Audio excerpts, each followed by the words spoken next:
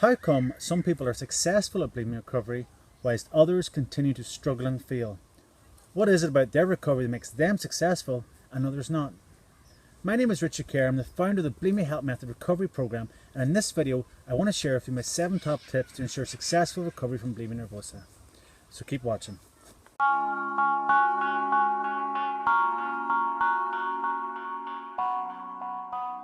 My first tip for bulimia recovery is to start your recovery right now. Not tomorrow, not next week, but right now. The sooner you start your recovery, the sooner you can recover. I know it's very easy to allow excuses and fear to hold you back. You may think, I can't start my recovery now. My life's too hectic. I'm feeling too stressed. I've got too much emotional baggage. But the fact of the matter is, it's very easy to allow those excuses to hold you back from ever starting recovery. And the truth of the matter is, you don't have to feel 100% ready for recovery to actually start your recovery. As you progress down the recovery path, you'll be amazed at how your strength and your well-being and your sense of confidence and self improves day by day. So don't let any fears or excuses hold you back. Start your recovery today. My second tip for bulimia recovery is to get motivated. Recovery at times will be challenging, so it's really useful to have a motivational tool or image in mind to help keep you strong in those times.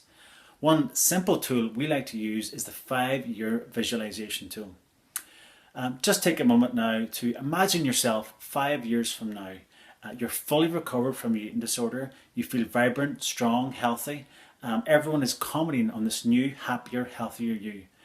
Take a moment to sort of really visualize this image, step into it, see what you see, feel what you feel, and really make it come alive. And you can help use this visual image to sort of motivate you and guide you in your recovery. If you find it difficult imagining this image for yourself, perhaps you want to imagine a family member who's suffering from an eating disorder. How would that make you feel? What would you want to do to help that family member? What would you suggest that family member does in order to take action on their recovery? My third tip for bulimia recovery is to put yourself first. You're the most important priority in your life right now. So often in life we put our own priorities below everyone else's, and this is just wrong. In recovery, it's all about you. And this isn't being selfish or self-centered. Once you've recovered, everyone in your life will benefit from this new, healthier, happier you. Your friends, your family, your loved ones. So in a way, focusing on yourself and taking this time to work on you is the most generous thing you can do for your friends, families and loved ones. So please don't feel guilty about it. My fourth tip for bulimia recovery is to open up about your eating disorder and to get some support. The more support you have for your eating disorder, the easier your recovery will be. I understand how challenging it can be to open up about your deepest, darkest secret, but once you do so, you'll feel a massive weight off your shoulders. And the more people you confess to, the easier it will be each time. Ultimately, it can be one of the most powerful steps in your recovery. I recommend first perhaps opening up with your health professional, such as a doctor. And once you've done that, it'll be easier then to open up to your family members and loved ones. My fifth tip for bulimia recovery is to choose a recovery program that's right for you. Recovery from bulimia nervosa doesn't have to mean inpatient treatment. There's a wealth of options out there, such as support groups, self-help, therapy, hypnosis. So please do the research, take the time out and find a program that really speaks to you at a deeper level, that resonates with your gut, that you feel can really work with.